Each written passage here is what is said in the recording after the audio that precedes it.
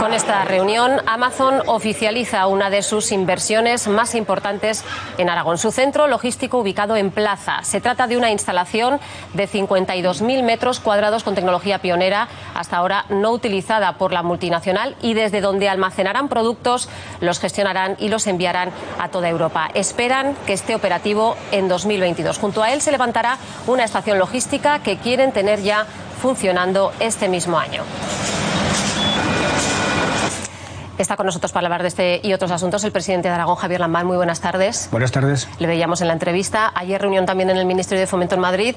Bueno, tras su operación vemos que regresa con energía y con una agenda muy apretada. Gracias al excelente trabajo de los cirujanos, a los que nunca agradeceré bastante su buen hacer, al igual que a enfermeras y resto de personal sanitario, creo que mi operación ha ido bien, la recuperación también, y ya estoy recuperando la normalidad y la agenda propia de un presidente de gobierno. Agradecemos además que esté hoy aquí con nosotros en directo.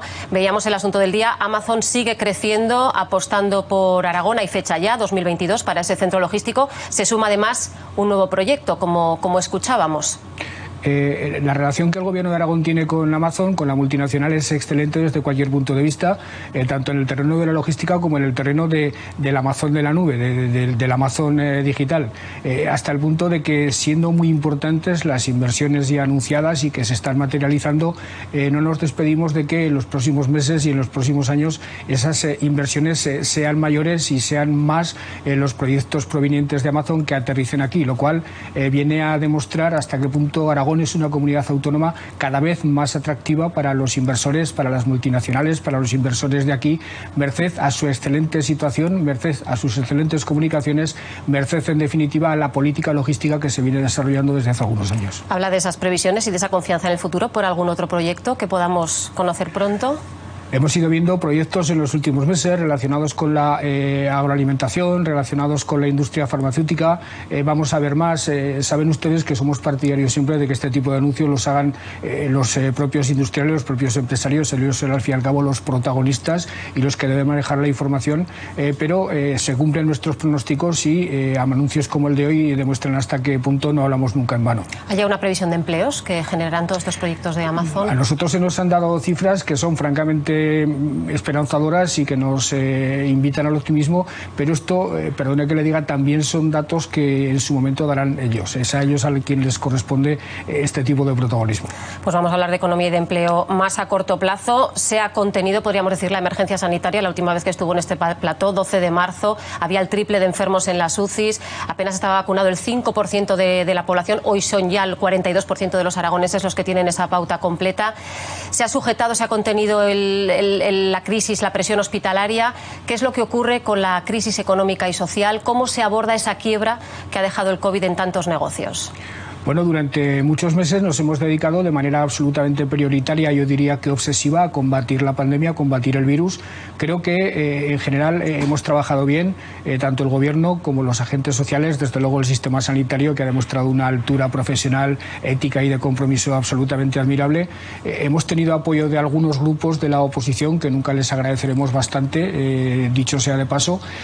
Nunca hemos abandonado el terreno, la trinchera de la economía, los efectos de la pandemia sobre la economía, y lo cierto es que a estas alturas, sin declarar que nuestra tarea haya sido perfecta, sí que podemos sentirnos bastante satisfechos en general.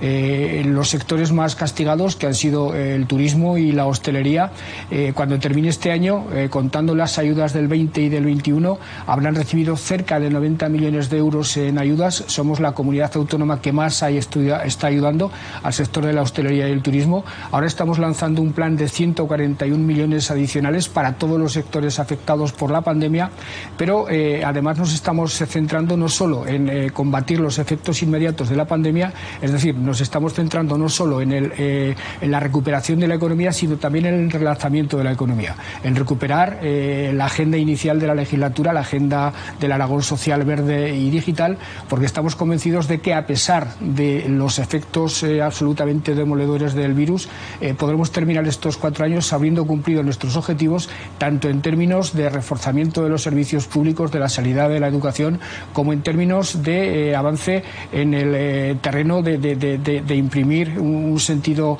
medioambiental y de sostenibilidad a toda la actividad económica, de digitalizar nuestra economía, a lo cual nos va a ayudar muchísimo algo que también nos obsesiona mucho en este momento, que es la gestión de los fondos europeos. Mencionaba la oposición. Hemos escuchado en los últimos semanas y meses, se habla de improvisación, le acusan de inoperancia y sobre todo que las ayudas, lo decía ayer también aquí el líder de Ciudadanos en Aragón, llegan tarde, hasta octubre. Por ejemplo, ese plan de 141 millones de ayudas a solvencia de empresas y autónomos, hasta octubre no se calcula que van a empezar a poder repartirse.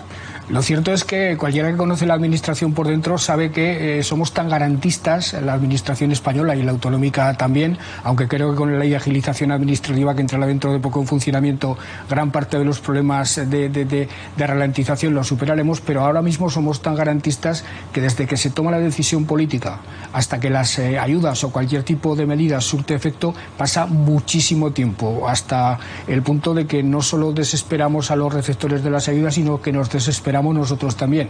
En cualquier caso, los ciudadanos aragoneses, las empresas, los bares, la gente del turismo sabe perfectamente que puede contar con esas ayudas porque con toda seguridad les llegarán. Estamos en el Ecuador de la legislatura. Hoy ha comparecido el líder de la oposición, ha hecho un balance de estos 2 años de gobierno. Hablaba Luis María Viamonte de un gobierno incapaz de dar respuesta al ciudadano. Si le parece, vamos a escuchar al líder del Partido Popular en Aragón. Estamos ante un gobierno agotado, estamos ante un gobierno ineficaz, estamos ante un gobierno alejado de la realidad social y económica de nuestra comunidad autónoma. 16 meses después, tenemos un gobierno superado. ¿Cuán lejos están de la realidad económica y social, como dice el señor Viamonte? Bueno, esto que dice el señor Viamonte lleva diciéndolo desde el primer día de la legislatura. Para el señor Viamonte, el primer día el gobierno ya estaba agotado. He de decir que todos los datos, todo el discurso del señor Viamonte ha sido rebatido en todos y cada uno de los plenos de las Cortes, pero él sigue de una manera absolutamente pertinaz en ese discurso, que es justamente lo que más agotado está, el discurso del Partido Popular. Fíjese, respecto a la oposición, yo le querría decir que el Partido Popular, yo creo que a lo largo de la pandemia ha tenido la vocación o el deseo de ayudar. En general, todo el mundo ha reconocido que era una situación muy grave la que atravesábamos. El Gobierno ha tenido la ayuda de los agentes sociales, de los ayuntamientos. El Gobierno ha tenido la ayuda absolutamente inestimable de Ciudadanos, de Izquierda Unida, y casi nunca la ha tenido del Partido Popular. Yo creo que el Partido Popular ha querido ayudar, pero por su manera de entender la oposición, simplemente basada en destruir y en negar cualquier tipo de acierto al Gobierno, a pesar de su voluntad, es incapaz de ayudar, con lo cual, excepto en la suscripción de la estrategia aragonesa de recuperación social y económica, nunca hemos tenido la más mínima ayuda del Partido Popular, cosa que lamento mucho porque yo soy de los que piensan que los graves problemas que tiene España o se solucionan con grandes acuerdos que tienen que tener como mínimo 2 partes, que es el Partido Socialista y el Partido Popular, o se producen grandes acuerdos transversales con el Partido Popular como elemento primordial y fundamental, o si no, este país va a tener muchos problemas en el futuro, y lamento profundamente la actitud negativa y destructiva del Partido Popular en Aragón, en España y en todos los ámbitos. ¿Cómo está el gobierno cuatripartito? ¿Cómo se mantiene esa sintonía entre los 4 socios a pesar de las discrepancias que tienen en algunos asuntos? Pues cumpliendo estrictamente los pactos de investidura. En los pactos de investidura nos sentamos, llegamos a la conclusión de que había un elemento que nos unía a todos, que era el cumplimiento y la observancia del estatuto, la voluntad de utilizar las herramientas, las instituciones del autogobierno a fondo, lo hemos demostrado en la pandemia, incluso siendo la única comunidad autónoma que hemos legislado, y reconociendo también que en algunos aspectos estábamos en desacuerdo y que eso era absolutamente inevitable e insalvable. A esto nos tenemos que acostumbrar en una democracia en las que las mayorías absolutas han desaparecido. Y hasta ahora he de decir que el cuatripartito, lejos de fragmentarse con el tiempo transcurrido y quizá también como consecuencia de la COVID, de haber tenido que trabajar codo con codo durante muchos meses, el cuatripartito ha consolidado su cohesión. con discrepancias en algunos asuntos de todos conocidos, de política hidráulica, de nieve, en algunos asuntos medioambientales, pero sin ningún tipo de sorpresa, porque sabíamos qué era lo que nos unía, que era casi todo, y sabíamos también qué era lo que nos separaba, que eran algunos asuntos, y desde luego cada partido tiene derecho a mantener sus puntos de vista respecto a lo que considere oportuno. Su socio en el gobierno, Chunta Aragonesista, al frente además de esa cartera, de ese departamento de vertebración y de transportes, acaba de mantener un pulso con el Ministerio de Fomento a propósito de los trenes regionales que llegan a Cataluña y también a Valencia. Se pide desde Aragón que el Estado sea el que financie esas líneas que en muchos casos sostienen que son deficitarias. Fomento dice que sí, pero vamos a ver por qué dice que sí con algunas condiciones. Servicios bajo demanda y no siempre se mantendrán todas las líneas de tren. Caspe-Fallón lo seguirá pagando el gobierno de Aragón y será por tren. Parte de los servicios del Zaragoza-Lérida y Teruel-Valencia los asume el Ministerio de Transportes y serán por carretera. Este es el acuerdo que han firmado el Ejecutivo aragonés y el Gobierno central. Dicen que será un modelo pionero en España dentro de la nueva estrategia de movilidad para zonas despobladas. El consejero Soro asegura que tras meses de negociación es el mejor acuerdo posible. Va a ser transporte por carretera porque no hay otra solución. Si es un transporte como se está planteando a demanda a la carta digital, no van a ser líneas regulares de autobús. Vamos a mejorar el servicio entre Teruel y Valencia en el tren que financiamos hasta Teruel. A poco que hagamos lo mejoramos. El plan concreto costará 4 meses diseñarlo y ponerlo en marcha. Durante ese tiempo el Gobierno de Aragón se ha comprometido a seguir manteniendo los servicios como hasta ahora. ¿Es este el mejor acuerdo, presidente? ¿Qué mínimos tiene que mantener Aragón? Es el único posible. Nosotros veníamos reclamándole al gobierno desde hace tiempo que de las líneas de comunicación intercomunitarias entre Aragón y Cataluña y entre Aragón y Valencia se hicieran cargo ellos. Durante muchos años se ha tenido que hacer cargo el gobierno de Aragón y he de reconocer que ha sido el ministro Ábalos el primero que ha tenido sensibilidad con Aragón para asumir que los costes de esas líneas los asuma íntegros el Gobierno de España, aunque introduciendo un cambio. Hay líneas ferroviarias, la de Teruel-Valencia o la de Zaragoza-Lérida, que no es que sean deficitarias, es que están abocadas a la inviabilidad. Los trenes de Teruel suelen tener una media de 2 viajeros por tren.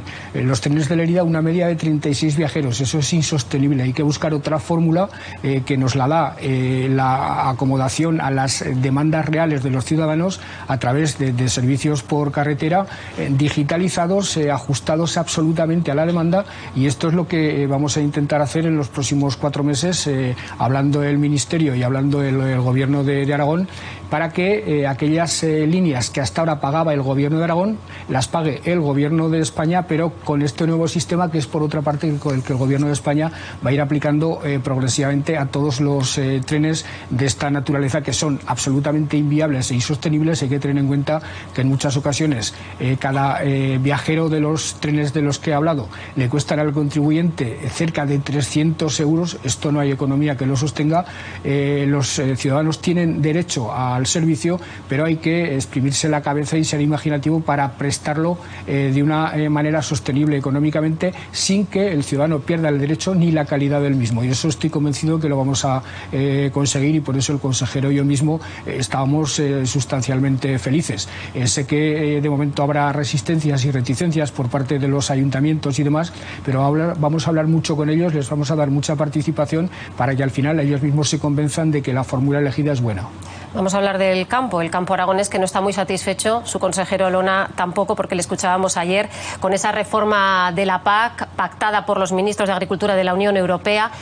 ¿Ha perdido la batalla el pequeño agricultor, el que trabaja el campo, el que vive en el campo, para acceder a un reparto de ayudas diferente? Lo que lamentamos no es que haya ido a peor, sino que se va a quedar prácticamente igual.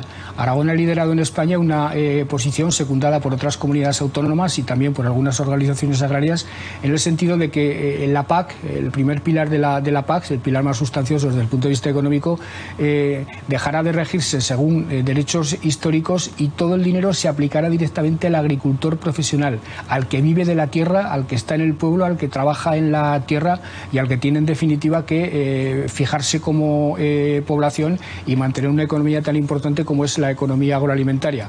Al final ha habido otras comunidades autónomas y otros sectores defensores de viejos privilegios, defensores de derechos históricos, que son economías absolutamente improductivas, que parece ser que tienen muchas posibilidades de llevarse al gato al agua. Esto es una pésima noticia para la agricultura familiar y desde luego nosotros como Gobierno de Aragón no podemos sino lamentar que nuestras ideas, que en algunos casos sí que han podido prosperar, no hayan salido adelante en los términos en los que nosotros hubiéramos deseado. Hablemos brevemente de política nacional. El foco vuelve a estar puesto en Cataluña tras la concesión de los indultos a los políticos independentistas presos. Esta mañana, si le parece, lo vamos a escuchar en el Congreso de los Diputados. El presidente Pedro Sánchez defendía esas medidas de gracia y además descartaba un referéndum. No habrá referéndum de autodeterminación. Ya les digo yo que el Partido Socialista Obrero Español, del que me honro ser su secretario general, nunca jamás aceptará ese tipo de derivadas. ¿Ante qué escenario estamos, señor Lamán? Yo creo que este asunto debemos dejar de verlo de una forma excesivamente simplificada, de que es indultos sí, indultos no, y lo tenemos que ver de una manera más acorde a lo que nosotros como aragoneses realmente nos interesa. Mire, todo el mundo sabe que yo no soy partidario de los indultos, todo el mundo sabe que yo tengo la convicción de que antes de entrar a arreglar el problema de Cataluña tenemos que tener claro qué queremos hacer con España en su conjunto y que eso pasa por un gran pacto transversal, fundamentalmente entre el Partido Socialista y el Partido Popular, pero todo el mundo sabe también que hoy por hoy mi visión de la realidad no tiene muchos visos de prosperar a corto plazo, sobre todo por la negativa del Partido Popular a esos grandes acuerdos.